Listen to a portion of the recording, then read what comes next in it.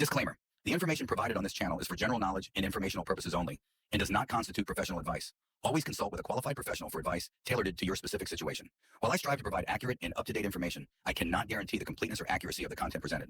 I am not responsible for any losses or damages that may result from the use of information found on this channel. This channel is for entertainment and educational purposes only. It does not endorse or promote any specific products, services, or individuals. Please note that this disclaimer is subject to change at any time without prior notice. The deadliest virus on Earth, a tale of terror and triumph. In the 1970s, thousands of chicken carcasses rained down on Europe, puzzling foxes and other wildlife, who were delighted by the unexpected feast. Why? These chickens were filled with a vaccine against the deadliest virus known to humanity. Since the 1930s, a rabies epidemic had been ravaging wildlife populations in Europe, and humans were determined to eradicate this ancient terror once and for all. Rabies, named after Lyssa, the ancient Greek spirit of mad rage, has haunted us for at least 4,000 years. It transforms animals into raging beasts and humans into water-fearing zombies. But Lyssa's fascination lies not just in its bizarre and deadly infection, but also in its extraordinary ability to evade our defenses. Viruses exist on the razor's edge between life and death, little more than genetic instructions that need living cells to multiply. The Lyssa virus is simple, even for a virus. It has only 5 genes coding for 5 proteins that allow it to accomplish complex tasks: infecting a mammal, evading its immune system, traveling to its brain, replicating, and infecting new hosts. Let's delve into what happens when you become infected. It all begins with a bite, most likely from a dog carrying millions of viruses in its saliva, injecting them deep into your tissues. The virus targets your nerve cells, your neurons, which are living electrochemical wires that transmit signals throughout your body. These neurons can stretch up to 1.5 meters long, with their cellular machinery at one end and a terminal at the other. The terminal is where cells communicate by exchanging chemicals that carry information. Lyssa likely binds to the receptors crucial for this process and slips undetected into the unsuspecting nerve cells. Inside, the virus faces a significant challenge. It needs to reach the cellular machinery to take over the cell and produce more viruses. And because neurons are so long, this machinery can be far away. But there's a solution at hand. Cells have microtubules spanning their interiors, providing structural integrity. These microtubules also serve as tracks for a specialized delivery system. Dynein motors are actual motors that use energy to transport packages.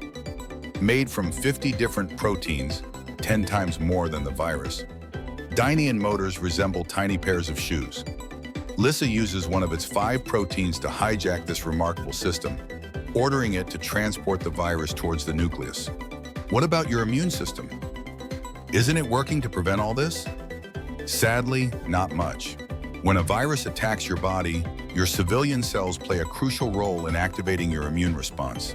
They detect the infection and release hundreds of thousands of a special family of proteins, interferons. To put it simply, interferons alert your immune system to produce antiviral weapons. But they do much more. They signal to civilian cells to temporarily shut down their protein factories, making it harder for viruses to replicate efficiently. Interferons also instruct cells to become super transparent, which is important because how can your immune cells notice that your civilian cells are infected when viruses hide inside them? Your body solves this by creating display windows into the cell's interiors called MHC class Y molecules. Cells constantly produce substances to stay alive, and to show your immune cells what's going on inside them, they take random samples of their products and place them in these tiny display windows, providing a glimpse inside. Interferons tell your cells to make many more display windows, making them incredibly transparent. If a cell is infected and forced to produce viral components, your immune cells will see these parts in the windows and order the infected cell to commit suicide, killing all the viruses trapped inside. This is one of the most powerful methods of eliminating a viral infection. Unfortunately, Lyssa prevents your neurons from producing interferons, essentially becoming invisible to your immune system. Unlike many other viruses, Lyssa doesn't kill its host when it replicates, which would also trigger alarm systems. Instead, it stealthily jumps from neuron to neuron, very slowly making its way to your brain. This phase can take weeks to months, and very rarely even years, depending on factors like where the bite occurred, face or foot, and the number of viruses that entered your muscles. Lissa is a patient monster. It waits until it reaches its ultimate goal, your brainstem. Finally, your immune system catches on that something is amiss and reacts. It dispatches some of your most powerful antiviral cells, killer T cells, to seek and destroy infected cells and eliminate the enemy. In other viral infections, this would be a turning point, but in rabies, the T cells are rushing towards their doom. Lissa, with its 5 proteins, plays a cruel trick, using the immune system's ingenuity against itself. Your central nervous system is a very fragile part of your body, so the immune system must be very careful. A few rogue immune cells in your brain could quickly lead to death. Therefore, immune cells are not allowed free entry into your nervous system.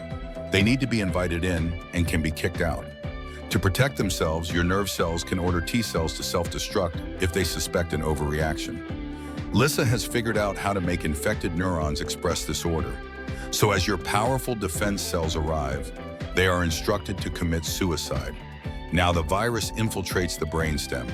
Once this stage is reached, you are going to die. How Lissa kills.